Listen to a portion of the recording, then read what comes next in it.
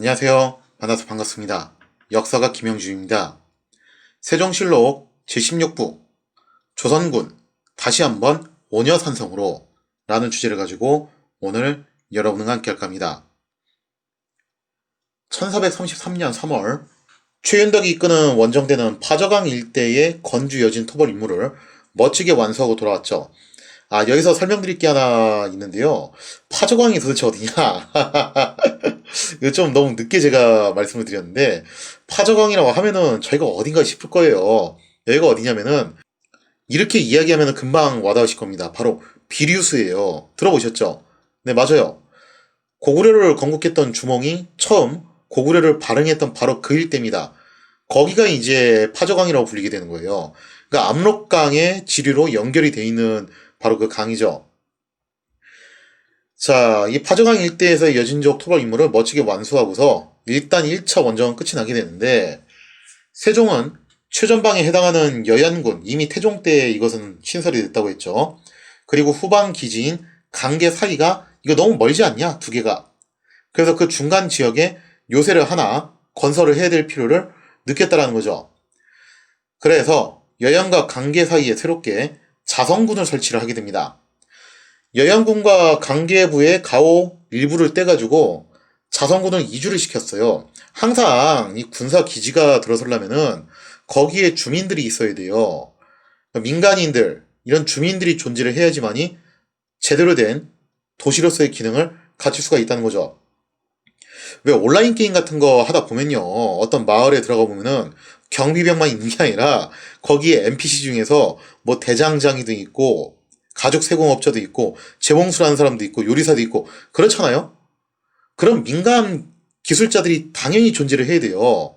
그리고 가능하면 어느 정도 자급자족을 할 수 있는 농토도 있어야 되고 그 농토를 경영할 수 있는 민간인들이 있어야 된다는 겁니다. 자, 그렇게 해서 주민들을 이주를 시켜가지고 하나의 도시를 만드니 그게 바로 자성군이라는 거죠. 이렇게 자성군이 설치됨으로써 여연은 강계부와 연결이 돼가지고 보다 확고한 방어선으로서의 역할을 담당하게 되었다는 겁니다. 이처럼 조선이 여연과 자성을 확보함으로써 압록강 중류 지역에 대한 통제권을 손에 넣게 되었고, 마치 이 돌출보는 창끝처럼 건주 여진의 숨통을 겨눌 수 있게 됐어요. 그러니까 지도에서 보시는 것처럼 저렇게 돌출부 형태로 돼 있는 땅은요, 방어하기 상당히 불리해요. 나름의 이제 장점이 있다면은 안으로 깊숙이 찔러 들어가는 형국이기 때문에 적의 숨통을 겨누는 창끝이 될 수가 있다는 거죠. 하지만 이만주의 건주 여진도 이대로 순순히 물러날 생각은 없었기 때문에 끊임없이 조선의 변경을 침입해오게 되었다는 겁니다.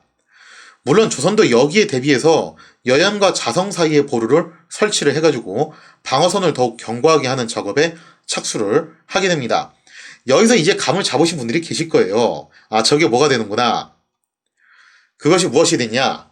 이 작업은 1443년경에 완수가 돼가지고 마침내 우예군이 신설이 됩니다. 그러니까 지도를 놓고 봤을 때 이렇게 되는 거예요. 강계부가 그래도 이제 가장 강력한 조선의 후방 기지라고 볼 수가 있고, 여긴 그래도 규모가 있는 도시예요. 그리고 여연이 가장 최전방에 위치한 마치 창끝처럼 튀어나와 있는 그런 요새라고 볼 수 있습니다. 그리고 강계와 여연 사이가 너무 멀기 때문에 그 사이에 자성을 설치를 했고, 자성과 여연 사이도 좀 보강할 필요가 있었기 때문에 여기에 우예를 설치를 하게 된 거죠. 그리고 나중에 이제 여연 후방에다가 백업할 수 있는 요새를 하나 더 신설을 하게 되면서 무창이 설치가 됩니다. 이렇게 해서 총 4개의 요새지대가 만들어지게 되면서 이것이 바로 사군이 되었다는 거죠. 1437년 5월 계속 수세로만 일관해서는 안 된다고 판단한 세종은 다시 한번 건주 여진을 정벌하기로 결심을 하게 되죠. 그리고 또 세종의 스타일이 그렇거든요. 이게 세종 스타일하고 세조 스타일하고 정말 좀 차이가 많이 나는데 서로 정반대라고 봐도 좋을 정도예요. 일단 세종은 어떤 일을 시작하기 전에 사전계획, 철저히 뭔가 이제 계획서 짜는 것을 굉장히 중요시 여기는 인물이에요. 그에 비해서 세조는 직관적으로 판단하고 바로바로 행동에 옮기는 그런 행동파 스타일이라는 겁니다. 자, 그래서 이제 세종은 본인의 스타일대로 일단 먼저 정보를 수집해가지고 사전 계획을 철저히 세우자. 자, 그래서 적진을 정탐하고 정보를 수집하는 임무를 맡은 채탐사라는 것을 파견을 하게 됩니다. 그렇게 해서 건주 여진의 정황을 파악하도록 하는데, 이 채탐사를 파견할 때도 세종이 신신당부를 해요. 가급적이면 적의 시선에 띄지 말고 은밀하고 신속하게 정보를 수집을 해야라, 이렇게 주문을 하게 됐다는 거죠. 이상의 내용을 사료를 통해서 살펴보면 이렇습니다. 경에 채탐하는 계책의 효력이 이와 같음을 죄다 알았으니 내가 매우 기뻐하노라. 다만 염려되는 것은 비밀을 지키지 못하고 공을 바라서 이를 일으킨다든가, 한갓 적지에 깊이 들어갔다가 만약 죽거나 사로잡힘을 당한다면 후회가 적지 않을 것이니, 예로부터 채탐에는 힘써 형적이 나타나지 않게 하되 깊이 들어갈 필요가 없었으니 여러 방법으로 피하여 적에게 들키지 아니하고 돌아옴이 상책일 것이다. 자, 이렇게 채탐사를 파견하려 결정을 하게 되었고, 또 세종은 세종스럽게 시시콜콜이 이제 좋은 상황을 얘기하는 거예요. 너무 드러나게 하지 마라. 그래서 괜히 붙잡히거나 혹은 채탐사들이 죽기라도 한다면은 그거 손해니까 그러지 말고 신중하고 은밀하게 정보를 캐치하라. 그런 식으로 주문을 하게 됐다는 거죠. 하지만 아무리 채탐사들이 은밀하게 행동한다 하더라도 건주 여진 또한 경기를 늦추지 않고 있습니다. 그래서 완전히 들키지 않고 정보를 수집해오는 것은 정말 어려운 일이었다는 거죠. 그래서 이제 이때 파견된 채탐사 일부 부대가 전멸을 당하는 시련도 겪기도 했어요. 하지만 나머지 부대들이 기어코 건주 여진에 대한 정보를 수집해서 생활을 해왔다는 거죠. 이렇게 정보들을 수집해온 것을 토대로 당시 평안도 절제서였던 이천은 건주 여진을 재차 토벌할 계획을 마련을 해가지고 세종에게 보고를 하게 되었다는 거죠. 역시 세종 스타일대로 사전에 정보 수집하고 보고서 짜고 회의하고 그렇게 해서 사전 계획을 확실하게 마련한 다음에 간다. 이게 세종 스타일이에요. 1437년 9월 마침내 세종은 결단을 내려서 두 번째 파저강 원정을 단행을 하게 됩니다. 평안도 절제사 이천은 8천의 병력을 거느리고 건주 여진의 본거지라고 할 수 있는 오녀산성을 급습을 하게 되죠. 오녀산성, 어서 많이 들어봤죠, 그죠? 네, 지금 화면에 보이시는 바로 저희가 오녀산성 일대인데 딱 보기만 하더라도 정말 천의 유세다라는 느낌이 드는 그런 곳이죠. 오녀산성은요, 고구려의 첫 발흥지로 추정되는 곳이기도 하거니와 기억하시는 분들도 계실 겁니다. 먼 옛날 조선의 태조 이성계가 고려의 무장이었던 시절이었어요. 그때 한 차례 이곳에 대해서 원정을 단행한 적이 있었습니다. 그래서 이 오녀산성을 함락시키고 여기서 이오로 테무르, 나중에 이원경으로 개명을 하게 되죠. 그 이오로 테무르를 복속시켜서 부하로 얻었던 곳이 바로 이 오녀산성이에요. 그래서 이천은 바로 태조가 공략해서 한번 성공을 시켰던 그 오녀산성을 목표로 다시 한번 진군을 하게 됐던 건데, 어떻게 보면 조선군 입장에서는 감회가 상당히 새로운 그런 일이었다는 거죠. 이천은 지난번 최윤덕이 그려했던 것처럼 병력을 나누어서 각 부대별로 목표를 선정하고 신속하게 토벌작전을 개시를 하게 됩니다. 하지만 건주여진 또한 조선에 대해서 방심하지 않고 있었기 때문에 이번 작전도 완벽한 기습이 되긴 어려웠어요. 그럴 수밖에 없었던 게 8,000명도 절대 적은 규모는 아니죠. 그래서 병력과 물자가 국경지대에 계속 결집된 데다가 더군다나 얼마 전에 채탐사들이 한번 여기까지 갔다 왔잖아요. 그리고 그 중에서 일부 부대가 전멸당하는 그런 시련도 겪었다라는 거예요. 그러면은 뭐 건주여진도 바보는 아니죠. 뭔가 병력과 물자가 계속 국경지대에 결집하고 있고, 뭐 조정에서 파견된 고위 관료들이 자꾸 여기에 와가지고 답사도 하고 있고, 실제로 조선 측의 정찰병들이 자신들의 영토까지 드나들고 있다는 거예요. 그러면 감지를 하겠죠. 이것들 뭔가 조만간 쳐들어 올라나 보다.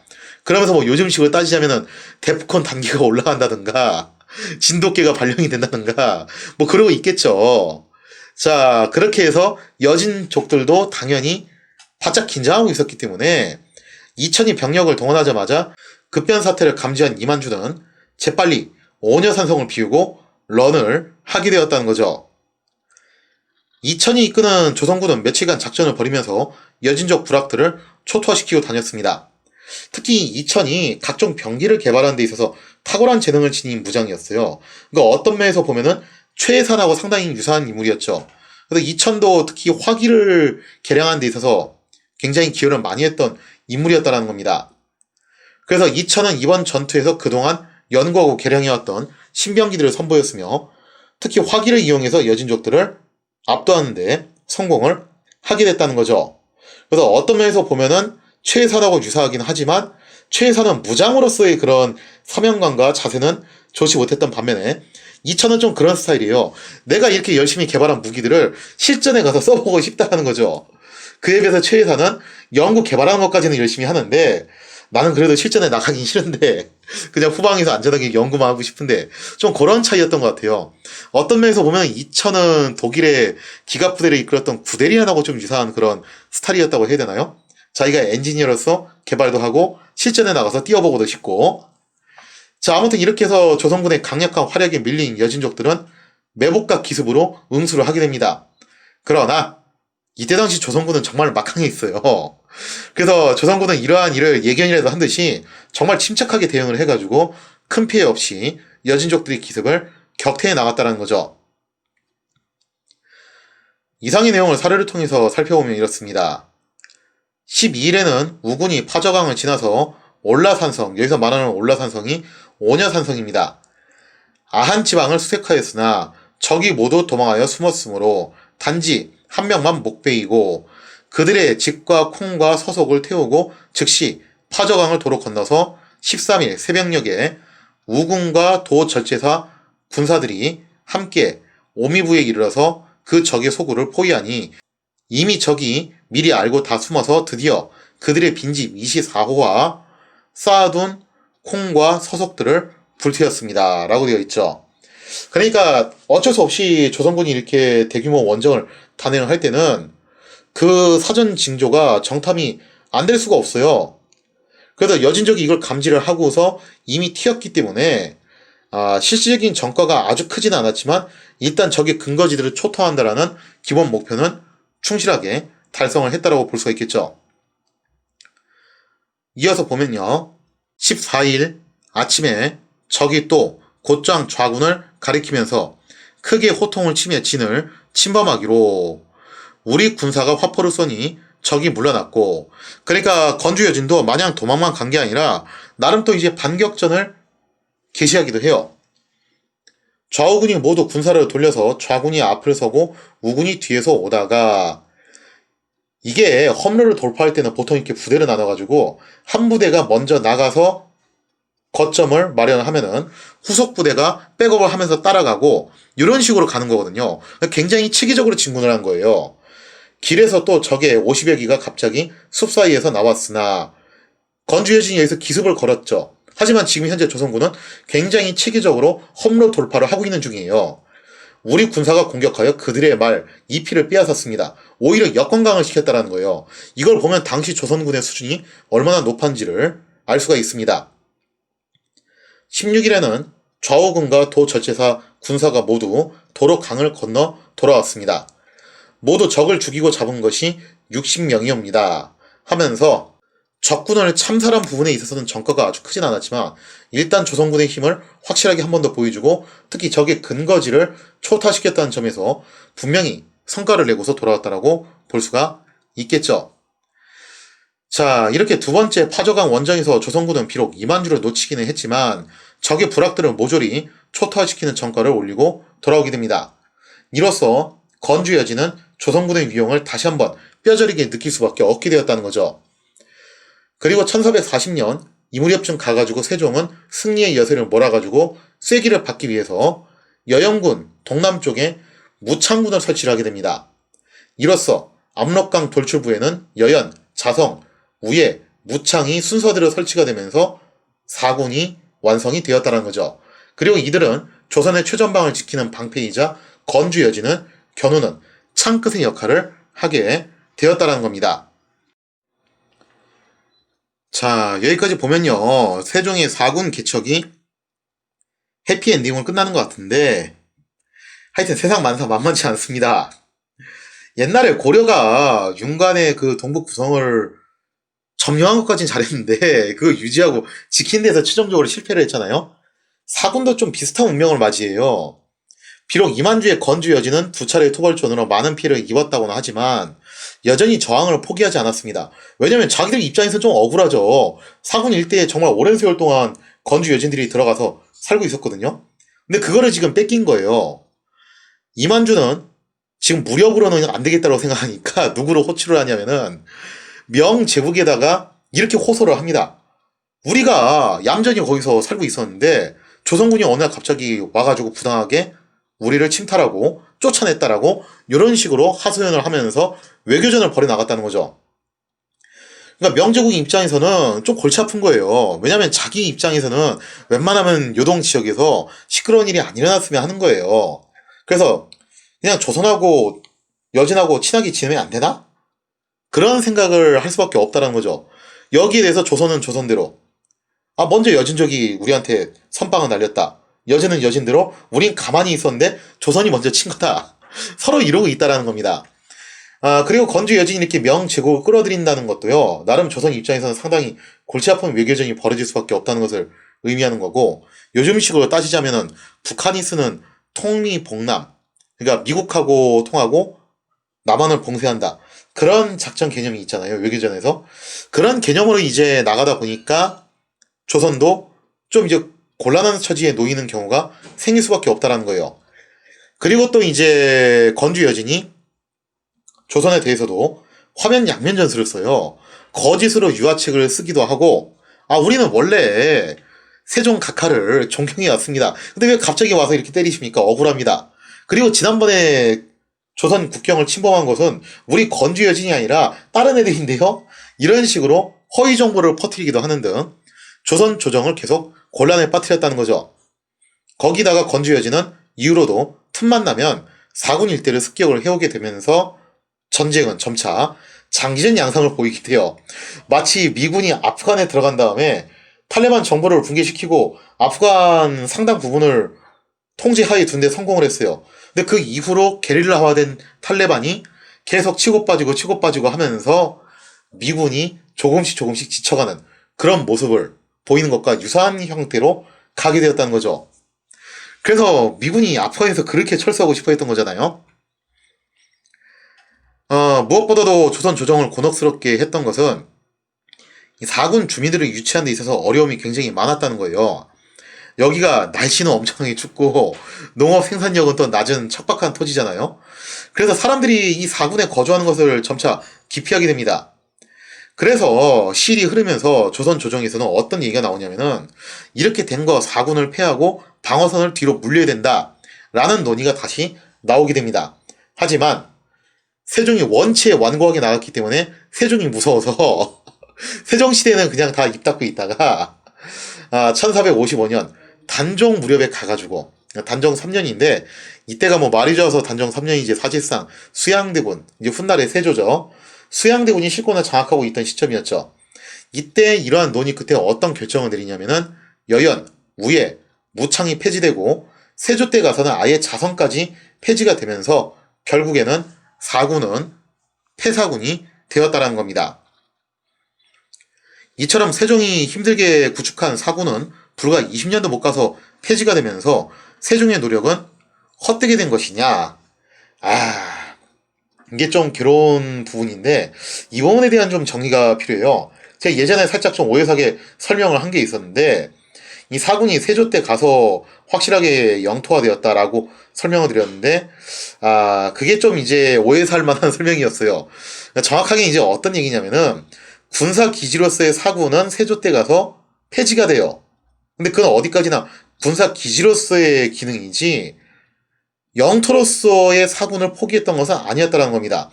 오히려 영토로서의 의미는 좀 더 확고해져요. 무슨 얘기냐면은 세종 때만 하더라도 사군에 대해서는 이런 이미지가 강했어요. 거기 날씨 춥고 땅 척박하고 본래 여진족이 살던 데 아니냐. 근데 굳이 우리가 거기 들어가서 저렇게 점령을 해야 됩니까? 그런 말들이 나왔다면은 이제 세조 이후부터 가게 되면은 군사 기지로서의 사군은 거기서 빼기는 했지만 그 사군도 우리가 옛날 세종 때부터 피와 땀을 흘려가면서 점령한 엄연히 조선의 영토다라는 인식을 확고하게 갖게 됐다는 거예요. 그래서 오히려 영토로서의 의미는 좀 더 확고해졌다는 거죠. 조선 조정은 엄연히 폐사군 지역도 조선의 영토라는 인식을 갖고 있었고 단지 현재 형편상 효율성을 기하기 위해서 방어 요새를 강계부 일대로 통합한 것이다. 요런 것에 가까웠다는 거죠. 자, 사례의 내용을 한번 살펴보면 이렇습니다. 단종 3년에 일어났던 논의 내용이죠. 신이 강변의 제국과 여러 구자를 순찰하여 살펴보니 우예, 여연, 무창은 본읍의 군사가 매우 적으므로 도절제사가 남도의 군사를 임시 초정하여 방수하게 하니 폐단만 있고 유익함이 없습니다. 그러니까 여기를 유지하는 데 있어서 너무 비용이 많이 들어가고 특히 병력과 주민을 계속 주둔시킨 데 있어서 애로사항이 많다는 거예요. 마땅히 소속된 제보를 모두 혁파하고 그 군자창과 의창의 미곡을 자성과 관계의 백성에게 나누어주고 가을에 각각 그 고을에서 수납하게 하소서. 그러면서 이제 우선 3군을 폐지하자는 논의가 나오게 되면서 이 3군이 폐지되고 세조 때 가서 자성까지 폐지가 되면서 일단 폐사군이 돼요. 하지만 명종 때의 이야기를 보면요. 이런 말이 나와 있어요. 여연과 무창은 실은 우리나라의 군읍입니다. 조정주에서 비록 한때의 의논으로 인하여 철수하여 내지로 들어왔지만은 그 땅을 버린 것은 아닙니다라고 돼 있잖아요. 그러니까 군사 기지가 철수된 것이지 영토로서 포기했다는 의미는 아니라는 거예요. 자, 그래서 이 폐사군이 어떤 식으로 이제 그 뒤로 나름의 의미 부여가 되냐면요. 이후로도 조선은요, 틈틈이 폐사군 일대에 무관들을 보내서 순찰을 돌게 합니다. 그래서 만약에 여기에 여진족이 불법으로 들어와서 사냥을 한다든지 거주를 한다면은 이들을 추방시키거나 아예 귀순시키도록 했다라는 거죠. 따라서 폐사군은 기존의 군사적인 기능에서 건주 여진과의 완충지대로서의 역할로 의미가 변경되었던 것이지 여전히 조선의 영역으로 인식되고 있었다라는 거죠.